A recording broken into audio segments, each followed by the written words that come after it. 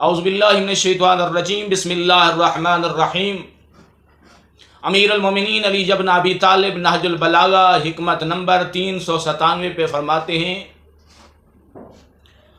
فخر اور سربلندی کو چھوڑ دو، تکبر اور غرور کو مٹا دو،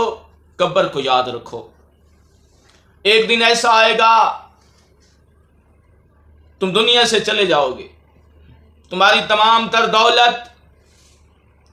بینک و بیلنس ختم ہو جائے گا، تمہیں قبر میں دفنایا جائے گا، تمہارے جسم کو کیڑے مکوڑے کھا جائیں گے، تم پکارو گے تو تمہاری پکار کی آواز دینے والا کوئی نہیں ہوگا۔ جن بیٹوں بیٹیوں اور خاندان کے لیے آپ نے رزق کمایا تھا آج وہ بھی جواب نہیں دیں گے، اور تم جس غریب کو حقیر سمجھتے تھے آج تیرا تمام تر تکبر، غرور،